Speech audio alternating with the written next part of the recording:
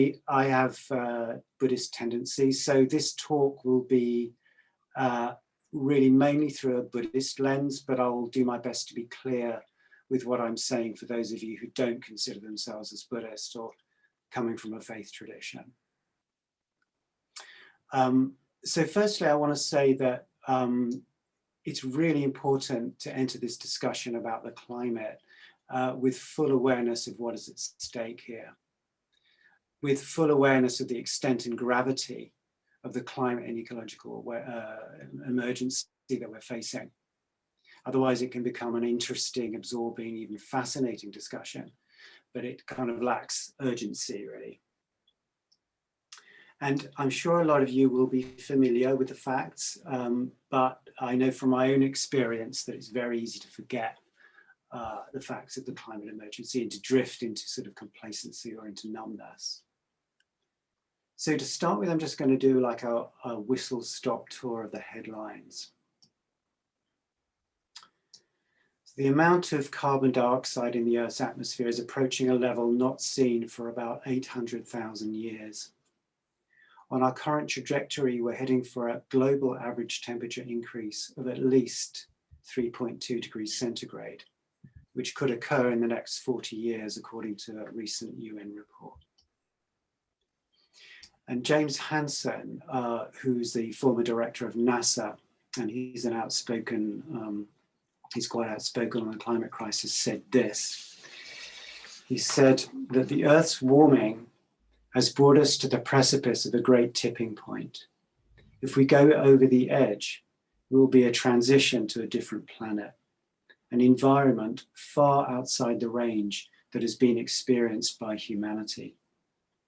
There will be no return within the lifetime of any generation that can be imagined, and it will exterminate a large fraction of species on the planet. So to avoid this, the Intergovernmental Panel on Climate Change has said that we need to reduce our carbon dioxide emissions by 45% in the next 8 years. And to do this, they said, will require rapid, far-reaching and unprecedented changes in all aspects of society. 2020 was one of the 3 hottest years on record globally, and all but one of the hottest years on record have occurred in the last 20 years. The Earth's oceans are acidifying, heating up and rising as a result of atmospheric heating and carbon dioxide increase. Acidification is causing mass die-offs of coral reefs, and half of the Great Barrier Reef has been bleached to death since 2016. We're in the midst of the 6th mass extinction event on Earth. We've already lost 75% of insect species, half of all wildlife, half of our tropical forests, and 24 million people were forced to move due to climate instability last year. And it's important, I think, not to forget that the poorer communities and countries around the world are the first to experience these impacts, even though they've done the least to contribute to the problem. This includes non-human communities as well as human. There is, however, some evidence that we're waking up to the climate emergency. In a recent poll by the UN of over 1 million people across the globe, 2/3 of them thought that climate change was a global emergency. And this was kind of interesting, that BlackRock, which is an American investment corporation, the world's largest asset manager, with over $8 trillion in assets, recently sent a letter to all their borrowers, and it said this. I can find it. It said, and this is from the CEO of BlackRock. He says, "I believe that the pandemic has presented an existential crisis, a stark reminder of our fragility, and it has driven us to confront the global threat of climate change more forcefully and to consider how, like the pandemic, it will alter our lives. It has reminded us how the biggest crisis, whether medical or environmental, demand a global, and ambitious response. It's pretty impressive. I have to say I wasn't expecting that. The whole thing is the whole letter is pretty amazing. It could have been written by Greenpeace. So undoubtedly consciousness is growing, but there's little time left, I think, and there are major forces against climate action. So to sum it up, I would say that the future is at least, at the very least, very uncertain. So just after those facts, I just invite everyone to just take a moment, perhaps take a deep breath, letting go slowly, and just allowing the awareness to drop into the body for a moment.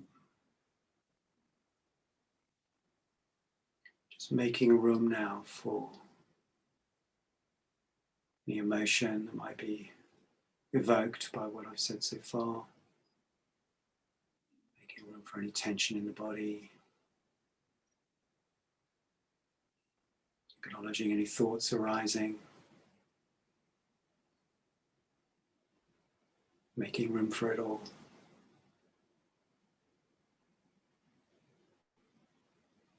Honoring it all.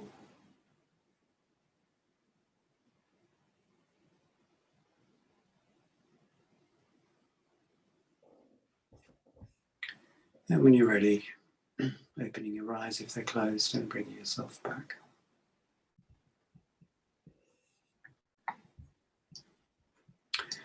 So now, to the question, what can we do? What is a skillful response to this emergency?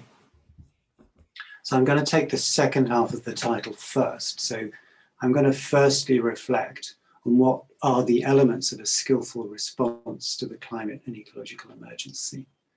And then I'll be looking at what embodied equanimity means and whether it meets the criteria of a skillful response. So being a Buddhist, I'm going to start with a Buddhist story. There's a Zen Buddhist story, in fact, from the 9th century about a Zen student who approaches his dying master to ask the question. He asks this question: what are the teachings of your entire lifetime? So I guess he knew.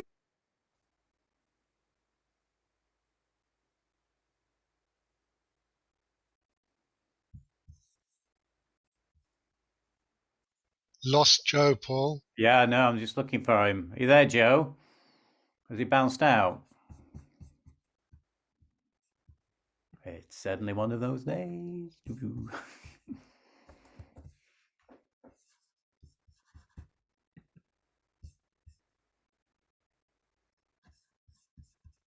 Got a phone number for him, Paul? Yeah, I'm just calling. You want to lead a short meditation, Dan? Just a bit of grounding for people whilst we look for him. Sorry, do you want to mute yourself, Paul? Because you might be talking. Okay. Gosh, okay. Well, right. Welcome all. So I suppose the thing to do is to come back from whatever's happening in us. Oh, he's back. That's good. I don't need to do anything more. Welcome back, Joe. Yeah, you carry on next time. If we lose Joe again, Dan, you were certainly getting us wound up for that, so it's good. Welcome back, Joe. Are you okay? I don't know what, just... Your picture, I don't know if it was the same for any others, but you were freezing a couple of times for me as well. Does anybody else have the same thing? No, okay, fine. Okay. All right, fingers crossed. Yeah. So where was I? Yeah, talking about the dying Zen master. So he says to his student, in response to the question, what's an appropriate response? No, that's his response. He says it's an appropriate response. What's the teaching of your entire lifetime? An appropriate response.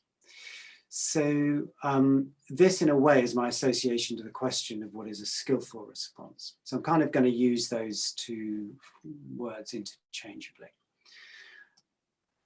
First, maybe to notice that the Zen master didn't say an appropriate reaction. He used the word response. So responsiveness contrasts with reactivity, I think, and is that it's more considered, comes out of reflection, referencing a deeper sense of self, both of heart and mind. Viktor Frankl, the Holocaust survivor and psychologist, wrote this. He said, between stimulus and response, there's a space. And in that space is our power to choose. In our response lies our growth and our freedom. So I'm going to return to this a little when I'm talking about equanimity a bit later. So I think there are 3 points when addressing the skillfulness or appropriateness question. Firstly, what is an appropriate or skillful response to the level of urgency? Secondly, what is an appropriate response or a skillful response in view of our personal capacities? And thirdly, what is an appropriate response in view of our alignment with our faith tradition, if we have one, or if not, then an alignment with our conscience or in alignment with what really matters to us? And I'm just going to look at each in turn. So starting with the level of urgency, the threat to our planet, which I hope is obvious now, is imminent. And as you know, Buddhist folks, such as myself, have a tendency to sit and contemplate stuff. For example, impermanence, the illusory nature of self and death, and so on. And some of us in the Buddhist community have a tendency to dismiss external reality as a kind of sort of second-rate thing, only for the uninitiated and not to be taken very seriously. I think this is a serious mistake, or at least only doing this in the face of the climate crisis is a serious mistake. It's rather like sitting in the path of a number 52 bus whilst contemplating the essential emptiness of all phenomena. So a skillful response in that case clearly is to get out of the way.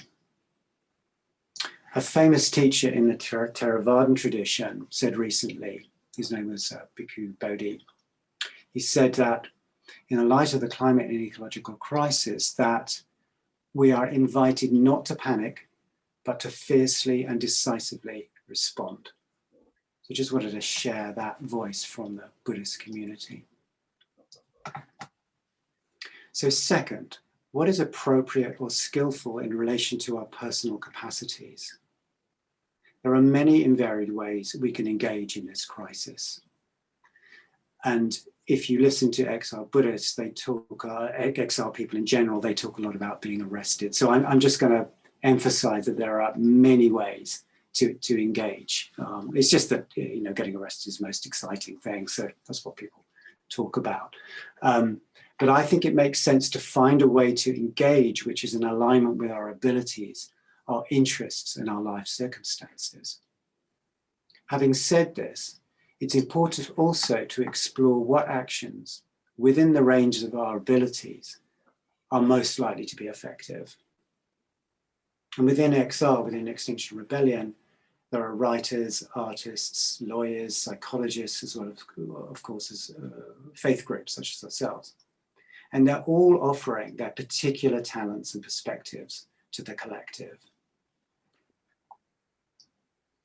So thirdly, how we act needs to be appropriate or in alignment with our faith tradition, or to put it differently, as I said, with what matters to us from the perspective of our conscience and our heart.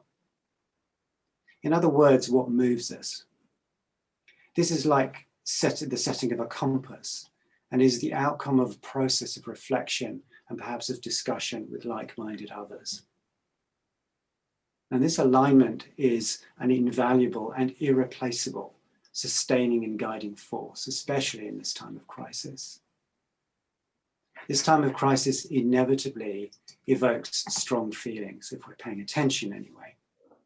So the deeper and clearer we can be with this investigation, with our motivation, the more secure or anchoring this alignment can be, the less likely we are to stray into reactivity, which is the route to burnout for so many activists.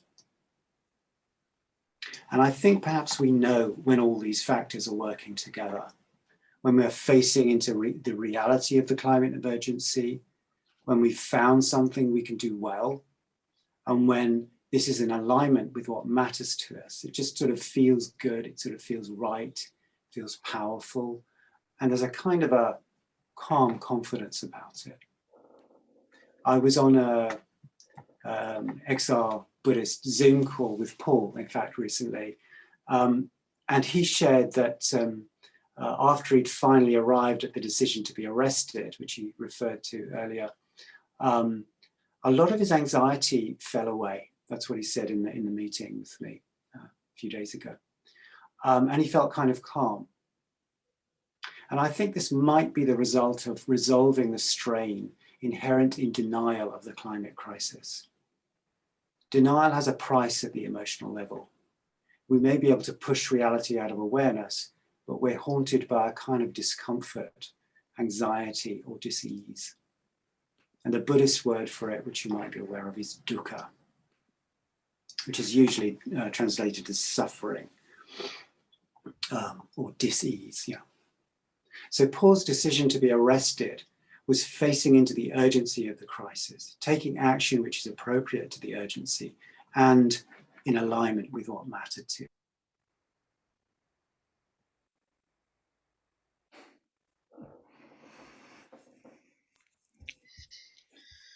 Okay, so Paul, do you want to take over? And yeah, I will, because this happened on Friday, actually. It was a meeting with XR Buddhists, and they were asking two of us to talk about our arrest. So if Joe disappears again, I'll just keep continuing this story, and then we can keep this kind of dual track going. So I think we covered all bases.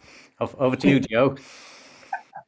I'm beginning to think it's something I say. You've got the eject button here, yeah. Okay, so where was I? Oh yes, Paul was being arrested, that's right. Okay, so I'm going to talk about equanimity now. And particularly the phrase embodied equanimity. And this will lead me into what Buddhists have to offer as a response to the crisis and whether it might be considered skillful or appropriate.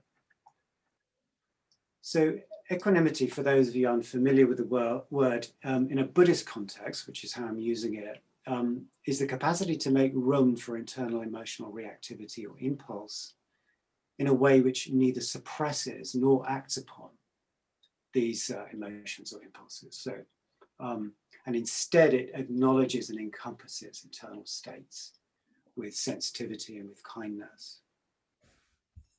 So you might think of equanimity as a parent who says to their child something like, okay, stop a moment, please, sit down, thank you. So tell me what's going on for you and how does that feel in your body? Okay, now can we make room for that? Can we welcome that? As may be evident from this, equanimity is an expression of love, expressed through refined attention and kind permissiveness to the stuff of our lives.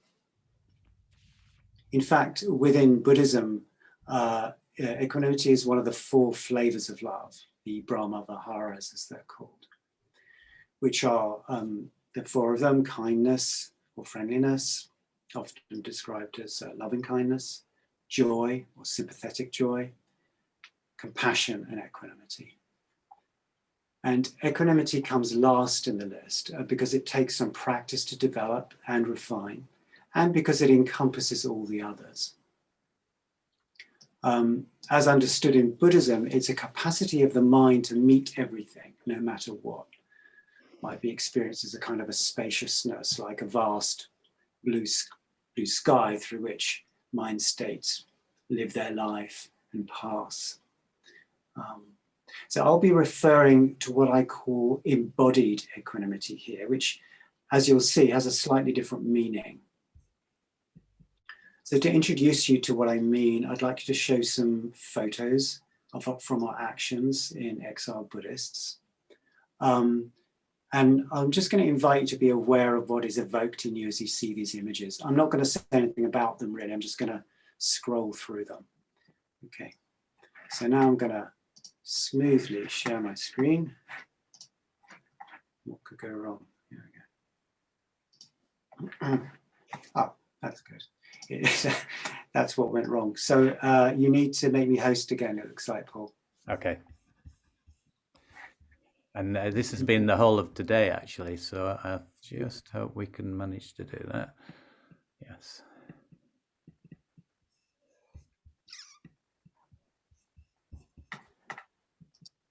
Okay. Yeah. You okay? Yes. Okay. Perfect. Okay, we're in business. Right, you are. Oops. Share screen. Okay, okay.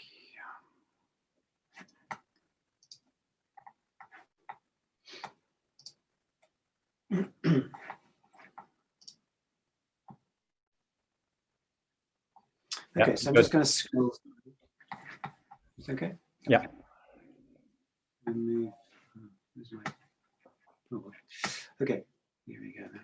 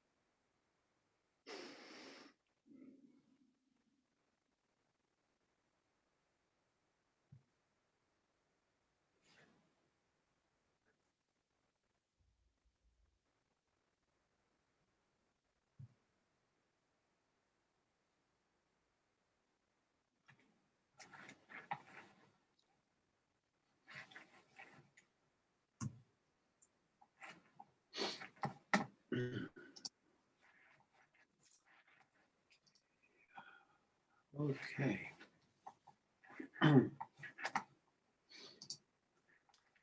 So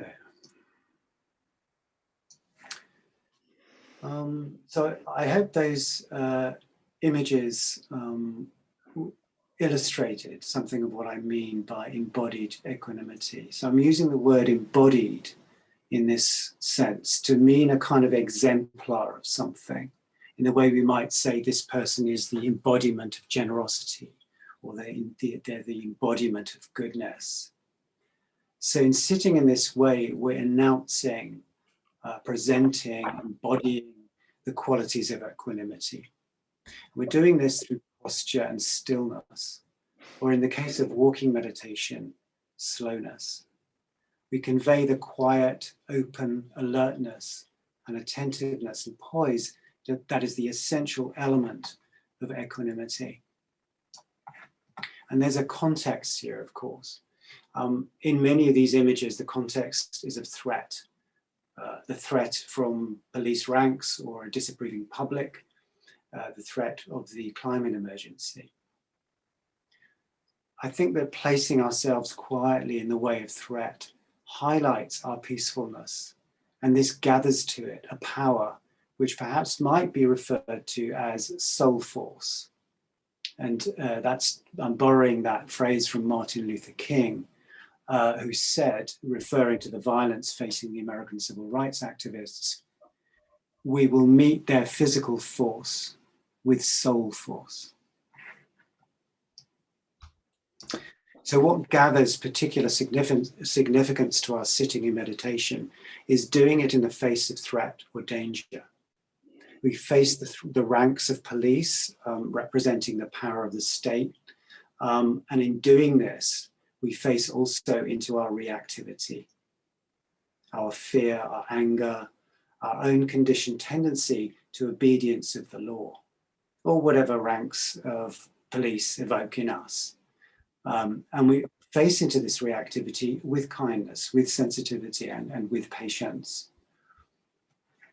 I have to say, actually, I've often wondered what it's like to be a policeman, really, facing a rank of meditators, and because I kind of doubt if there's anything in the training manual to cover that eventually. You might notice the look of perplexity on the face of one of the policemen inside Barclays, that first slide I showed, that first picture I showed there. He looked kind of perplexed to me, and it's my experience that police are rather uncertain, confused, and even rather timid, actually, approaching someone in meditation. And remember also that we're doing this in the middle of a protest, in the middle of a city. Both of these are busy, often chaotic, and in continuous motion, and sort of energized, and not necessarily in a very good way.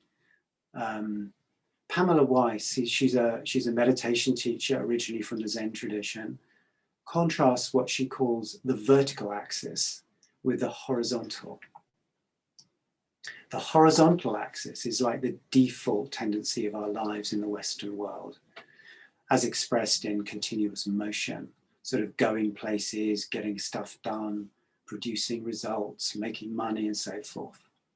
And it has a kind of a surface quality. And she contrasts this with what she calls the horizontal axis, the vertical axis. This is the motion into depth, into ground, into stillness. In our culture, we are out of balance, preferring and privileging the horizontal. So as we sit in meditation across a road or walk slowly around a square in London, we are, to quote the Buddha, going against the stream.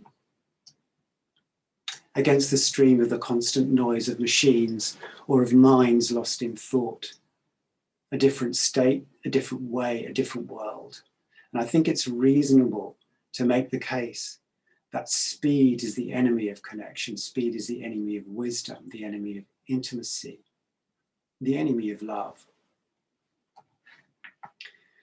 So it's partly this visual contrast to the usual landscape of city life and of protest that's so powerful, so arresting, if you'll excuse the pun. How often do we see quiet? Do we see stillness or serenity in the streets of London?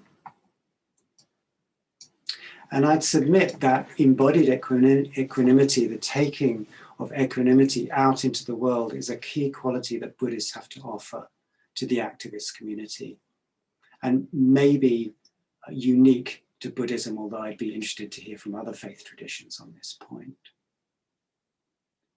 It's obvious that the wider community of activists appreciates and responds to our meditation. Very often, when we open our eyes at the end of a sitting, we find ourselves just joined by a lot of other people sitting with us. And also to say that part of our offering to the Extinction Rebellion community is meditation and teachings in the form of workshops and talks like this one. But will it make a difference? I mean, am I seriously telling you that a bunch of people sitting quietly for a while in a public place will really change the world? I mean, put like that, it sounds pretty lame, I agree. And I just actually found this nice little post from, it's called First Dog on the Moon. It's like a thing you can subscribe to through The Guardian. And it's a lot of the posts are about climate change. And the one today was about climate change. And it says, the headline is, "Why You Are Tiny and Powerless Like a Pilchard." This is posted by a little penguin, in fact. And there's a little list. So there's a list with you and there's a list with the pilchard. So the first comment is, "Are you tiny?" And there's a little tick under you and a little tick under the pilchard. And then, "Are you powerless?" Little tick under you, little tick under the pilchard. And then, "Are you delicious?" No tick under you, but a little tick under the pilchard. Okay. So that's a quite nice little a sort of comment on the whole thing. We can feel very tiny Yeah, let's look at this a little bit further. You know, it reminds me actually of a protest outside Barclays where this guy sort of came up to us and said, he was obviously in a hurry. He said, "What are you doing here?" I said, "We're meditating." He looked at us all, looked across the row of meditators outside Barclays Bank, and he said, "It's a gimmick," and he walked away. So he'd made up his mind, you know. Let's look at this a little bit further. So you may be aware of Joanna Macy's work. It's called The Work That Reconnects. And it's a theory and technique of change. She says there are 3 strands in successful campaigning. The first is what she calls holding actions, which are activists trying to stop bad stuff from happening, like saving the rainforest or stopping banks from investing in destructive projects.